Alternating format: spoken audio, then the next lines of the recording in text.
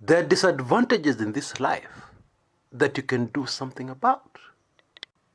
And there are other disadvantages you may have that you can do absolutely nothing about. For instance, if you're not educated, you didn't go very far in school, you can do something about it. It doesn't matter how old you are. Although what most of us do is we prefer to complain, blame our parents, or blame whoever is responsible, which of course will not help you.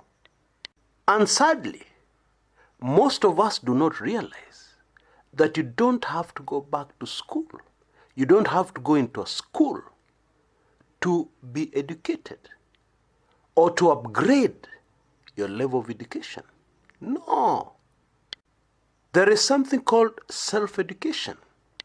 The definition of self-education is the act or process of educating oneself by one's own efforts, especially through reading and informal study.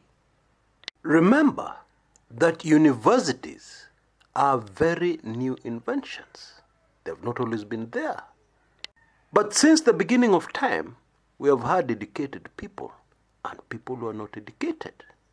So ask yourself, how did people get educated before universities came along?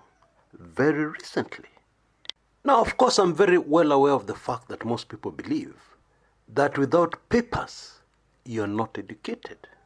Without a certificate or diploma or degree to prove you're educated, it doesn't matter, some people believe. And yet we also know it's very possible to forge anything. Make a fake degree and get a very good job based on it. And that is why, in my view, what is much more important than the paper is the knowledge. Because knowledge and education improves the quality of your life and the quality of the lives of those around you. For instance, your children. Knowledge and education can also save your life because you can be in a situation. So we agree education is important, although we agree in different ways. But by far the biggest problem we face today is that the world is full of educated fools. You have the papers, and these days narrowed down to a certain field, but actually you know nothing. And you're not interested in knowing anything. You read and you passed your exams, and it was all trauma for you. You don't like remembering the hardships, the difficulties in reading and learning things and keeping things in your mind. You don't want to remember. And therefore, your education ended. You have papers, that's it.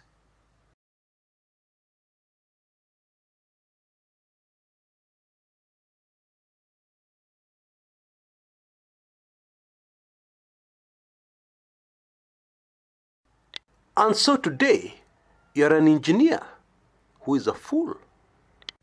And you have a technician working under you who is very well educated, better educated than you. Now, I have some very bad news for you. In the past, it was very easy to get by and survive and live a very good life as an educated fool. Unfortunately, that is no longer true. Why? What has changed? I'll tell you. What has changed is the season. During the dry season in Africa, you don't need good shoes. But wait until the rainy season comes and you have bad shoes or low quality shoes. You'll suffer. You might even get sick.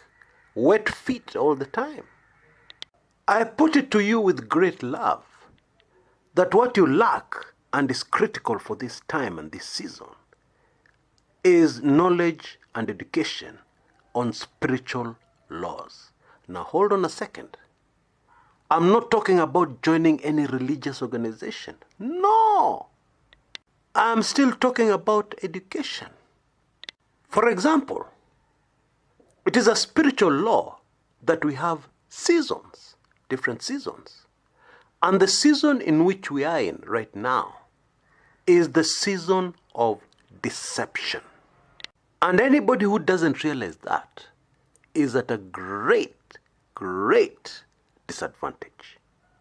And many of us are feeling the heat and the consequences of this particular season. For example, you have many papers. You have maybe 2 or 3 degrees. But you're found in this season, they're completely useless. You can't put food on the table. Guess what? If you knew what season it was, you'd be in a much better position to help yourself. And especially if you understood the spiritual law concerning seasons. What are spiritual seasons? How long do they last? What spiritual season comes after this one? Etc., etc. But let us cut to the chase and focus on the spiritual laws you need to deal with this time and this season. And let us start with your finances. And trust me, this is extremely important. You don't have any money on you right now? You don't know how to put food on the table? This spiritual law is extremely important. You have no money issues right now? You're not worried about money? Your financial future is secure? This spiritual law is even more critical for you. Why? Because of this season we are in right now. You must have realized that in this season, the only thing that is certain is uncertainty. Nobody has any idea what tomorrow will look like. And especially the person with a healthy bank balance. Because in case you've forgotten, we woke up one morning and the entire globe was on a lockdown. And so understanding the spiritual law for this season, that has to do with your finances, is critical. Now I've done a separate video on that topic. You'll see a link on the top right hand corner of your screen right now. The same link is also in the description area below in this video on YouTube. So go over there and get educated, get knowledge. In my view, the other spiritual law that is extremely important for this time and season is one spiritual law that touches on politics. And especially the leaders we elect into power. Now we have an election ongoing in the United States. This spiritual law is critical. And when you grasp it, all confusion will vanish. Because there's a lot of confusion linked to that particular election. Lots of it.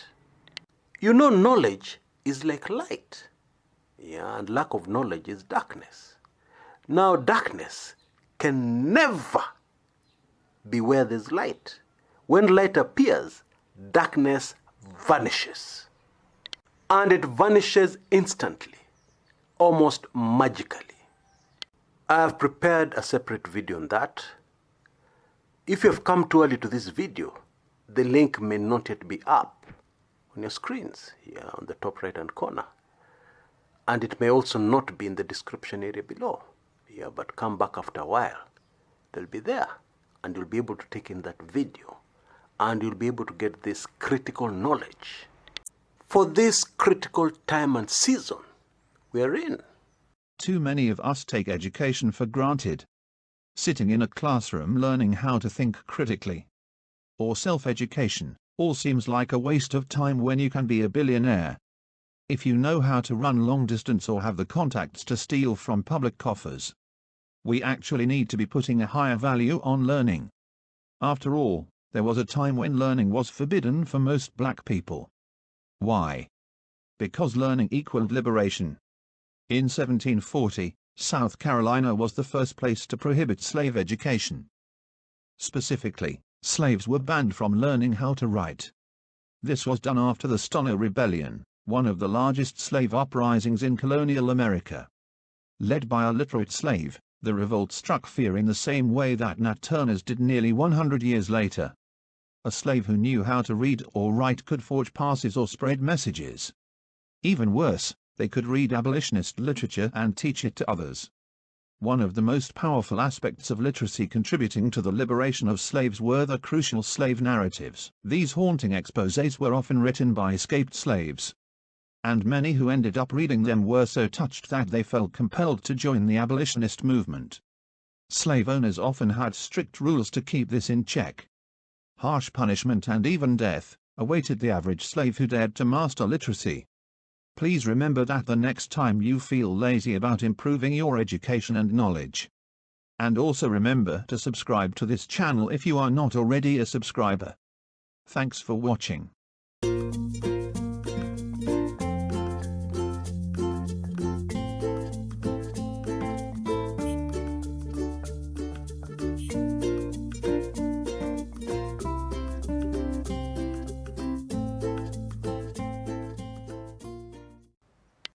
Until next time, this is Chris Kumekucha.